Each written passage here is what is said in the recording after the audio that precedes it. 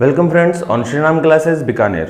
दोस्तों, आज का जो हमारा वीडियो लेक्चर है, इस वीडियो लेक्चर में हम बात करने वाले हैं भारत की मुख्य झीलों पर।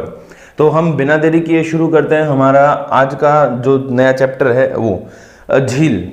सबसे पहले मैं आपको ये बता दूं कि भारत की विविध झील लगभग 37 जो झीलें हैं भारत की, 37 जो झील हैं भारत की, उनको रामसर साइट के अंतर्गत अभी समय स्थल का दर्जा दिया गया है, या यूं कह सकते हैं कि रामसर साइट या रामसर सूची में उन्हें शामिल किया गया है। अब एक चीज आती है यहाँ पे कि ये रामसर सूची है क्या, कि रामसर सूची क्या है ये हमें पता होना चाहिए।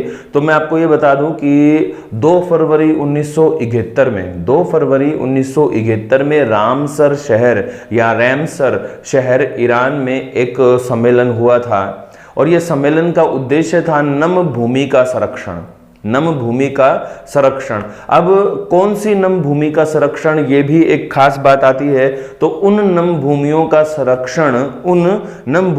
संरक्षण करना था इसका उद्देश्य, जो वास्तव में जिन झीलों पर विशेष कोई जैव विविधता आश्रित है, मतलब उन नम भूमियों की सुरक्षा करना इस सम्मेलन का उद्देश्य था। उन जिन नम भूमियों पर विशेष कोई जैव विविधता आश्रित है, ठीक है, ये ध्यान रखना है आपको।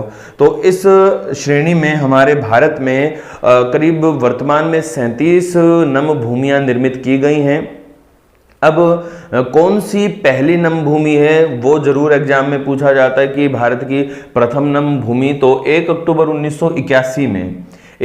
1981 में चिल्का झील और हमारा जो केवलादेव नम भूमि क्षेत्र है, ये केवलादेव भारत के प्रथम वेटलैंड के रूप में स्थापित हुए थे। चिल्का और ये केवलादेव, और कब आए थे ये? 1 अक्टूबर 1981 में वेटलैंड के रूप में यानी नम भूमि के रूप में स्थापित किए गए। वास्तव में जब हम बात करते हैं झीलों की, तो ये जो वेटलैंड है ये भी एक झील क्षेत्र ही है, नम भूमि है, आर्द्र भूमि है। तो हम जब भारत की मुख्य झीलों की बात कर रहे हैं तो शुरू करते हैं हम इन हमारे वेटलैंड और जो भारत की मुख्य झीलें हैं उनसे। तो सबसे पहले हम चिल्का झील पर ही चलते हैं। चिल्का झील की अगर हम बात करते हैं तो चिल्का एक लैगून झील है। चिल्का एक लैगून है, ठीक है। चिल्का उड़ीसा का लैगून है, और चिल्का की खास बात मैं आपको बताऊं कि ये चिल्का हमारे भारत की सबसे बड़ी खारे पानी की झील है। वर्तमान में खारे पानी की सबसे बड़ी झील है चिल्का झील। अब चिल्का झील किसके लिए फेमस है कि चिल्का झील देखो नम भूमि है।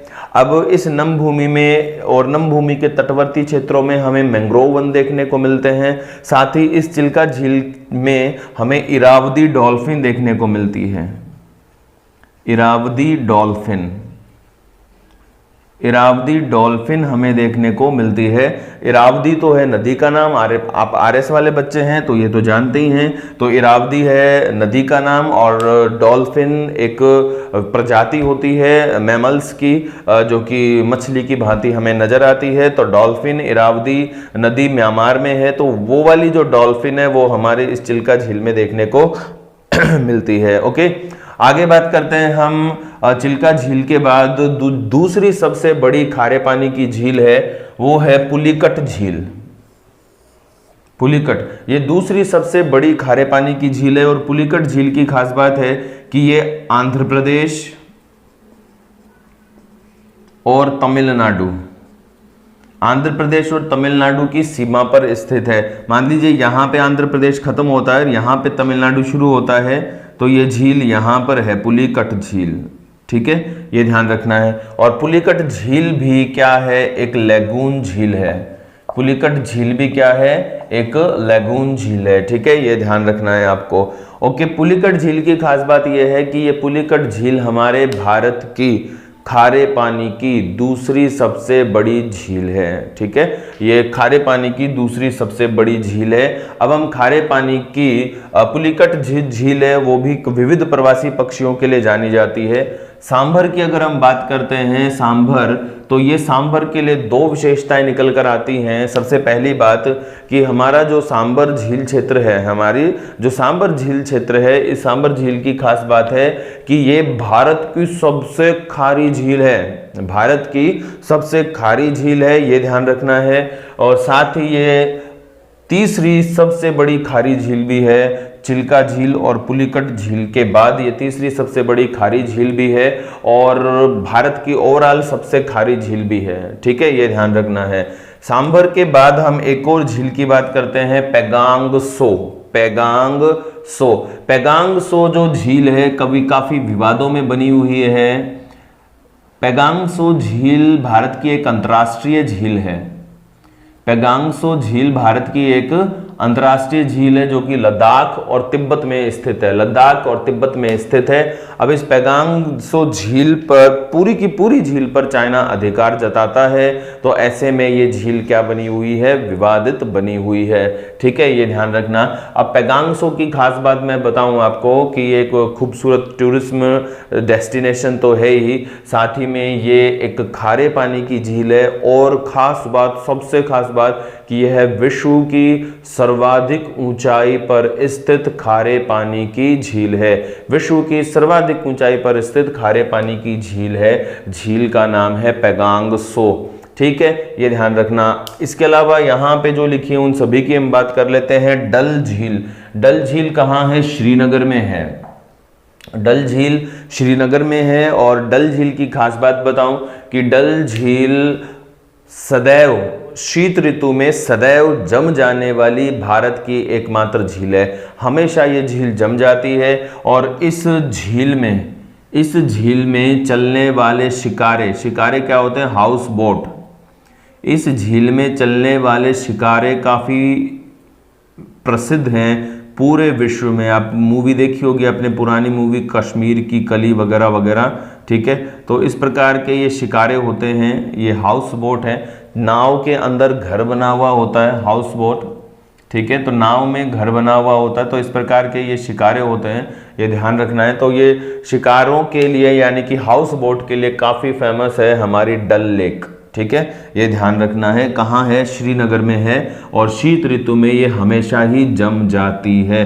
बहुत खूबसूरत है कश्मीर, लेकिन राजनीति की भेंट चढ़ा हुआ है। राजनीति की भेंट के कारण, भाई कोई मसला नहीं है कश्मीर में, कोई मसला नहीं है, सिर्फ राजनीति है। ठीक है, राजनीति भेंट चढ़ा हुआ है, बस इसी वजह से ये बर्बाद हो रहा है, बाकी ऐसा कुछ भी नहीं है। कश्मीर बहुत खूबसूरत है। ठीक है, तो अब हम डल झील के बाद आ जाते हैं शेषनाग झील पर। तो शेषनाग झील भी कश्मीर में है और शेषनाग झील से ही हमारी झेलम नदी का उद्गम होता है, शेषनाग झील से ही। ठीक है, हुसैन सागर ये तेलंगाना में है। हुसैन सागर हैदराबाद काफ़ी प्रसिद्ध है, ये हैदराबाद सिकंदराबाद के मध्य है ये हुसैन सागर। तो हुसैन सागर कहाँ है? तेलंगाना में। ठीक है, ये ध्यान रखना है। अब हम यहाँ आ जाते हैं केरला में। तो केरला में प्रसिद्ध वेटलैंड हैं और झील हैं अष्टामुडी, वेम्बनाड और संस्थान कोट। इनमें से जो वेम्बनाड है, एक और नाम लिख दूं मैं, पुन्नामदा। इनमें से जो वेम्बनाड है, वेम्बनाड की खास बात है कि ये है भारत की सबसे लंबी झील। भारत की सबसे लंबी झील है, ये ध्यान रखना है। तो भारत की सबसे लंबी झील है वेम्बनाड झील, जो कि केरल में है। अब ये सभी के सभी, चाहे पुन्नामदा हो, अष्टामुडी हो, वेम्बनाड हो, चाहे संस्थानकोट हो, सभी की सभी लेगून झीलें हैं, सभी की सभी लेगून झीलें हैं। और केरल में स्थित जो लेगून झीलें हैं उनको कयाल कहा जाता है। क्या कहते हैं? कयाल। केरल के लेगून झील क्या कहलाती हैं? कयाल कहलाती हैं। केरल की लेगून झीलें कयाल कहलाती हैं। ठीक है, ये ध्यान रखना है हमें। ओके, आगे बात करते हैं पुन्नामदा, अष्टामुडी, वेम्बनाड। पुन्नामदा की एक खास बात बताऊं, पुन्नामदा जो झील है ना केरल की, इस पे नौका दौड़ का आयोजन होता है। वैसे केरल की इन सभी झीलों पे नौका दौड़ होती है, लेकिन इस पुन्नामदा कयाल पे एक ट्रॉफी का भी आयोजन होता है। ट्रॉफी का नाम है नेहरू वलाम काली। नेहरू वलाम काली नौका दौड़ का आयोजन होता है पुन्नामदा कयाल पे। ठीक है, ये ध्यान रखना है। अब कोलेरू आंध्र प्रदेश में है और कोलेरू झील हो, चाहे ये हमारी पुलिकट झील हो, यहाँ पे पुलिकट झील हो, या ये सभी के सभी कयाल हों, ये विभिन्न प्रजातियों की मछलियों के लिए, ठीक है, और साथ ही विविध प्रवासी पक्षियों के लिए जाने जाते हैं। पॉइंट कोलिमर जो झील क्षेत्र है या वेटलैंड है, पॉइंट कोलिमर वेटलैंड कहाँ है? ये तमिलनाडु में है। और पॉइंट कोलिमर वेटलैंड भी जाना जाता है प्रवासी पक्षियों के लिए। विशेष प्रवासी पक्षी फ्लेमिंगो यहाँ पे पहुँचते हैं। फ्लेमिंगोज प्रवासी पक्षी ये मध्य एशिया से आते हैं और यहाँ पे पहुँचते हैं। फ्लेमिंगो राजस्थान में भी पहुँचता है और फ्लेमिंगो को राजस्थान में राजहंस की संज्ञा दी जाती है। फ्लेमिंगो को हम राजस्थान में क्या कहते हैं? राजहंस कहते हैं, ठीक है, ये ध्यान रखना है। अब भितरकनिका, चिल्का की हमने बात कर ली थी, भितरकनिका की खास बात क्या है? भितरकनिका क्या है? एक नम भूमि क्षेत्र है, झील क्षेत्र है। अब भितरकनिका पहले से ही एक पक्षी अभयारण्य के रूप में स्थापित किया हुआ है और साथ ही भितरकनिका को हम एक वेटलैंड के रूप में भी स्थापित करते हैं। भितरकनिका विविध प्रवासी पक्षियों के लिए तथा मैंग्रोव वनों के लिए और ओलिव रिडले सी टर्टल के लिए जाना जाता है।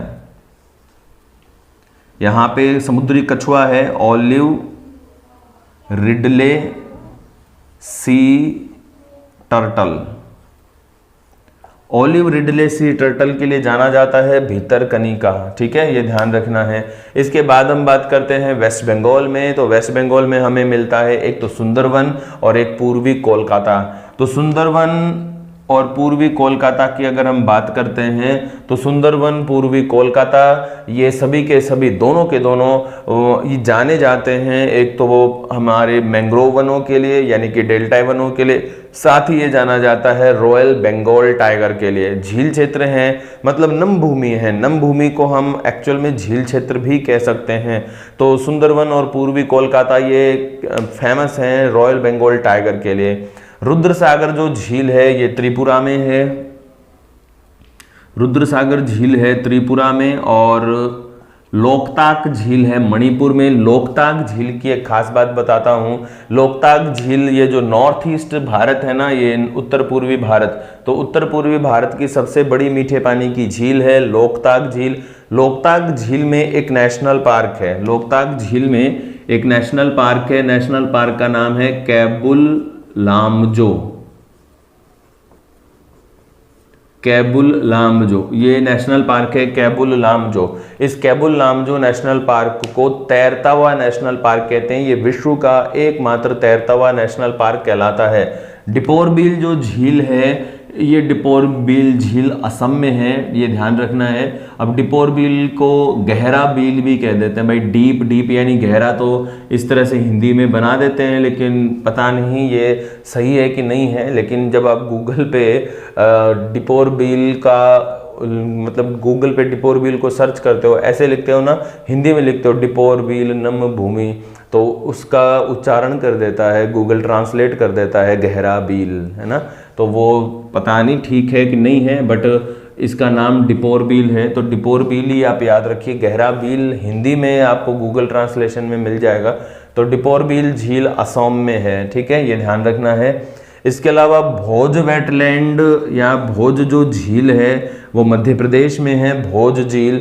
और भोज झील भी प्रवासी पक्षियों के लिए और इंडियन क्रेन के लिए, विविध प्रकार की गिलहरी के लिए, मतलब उड़न गिलहरी, विशाल गिलहरी के लिए भी प्रसिद्ध है। यहाँ चिंकारा वगैरह भी देखने को मिलते हैं, एंटीलोप यहाँ देखने को मिलता है भोज में।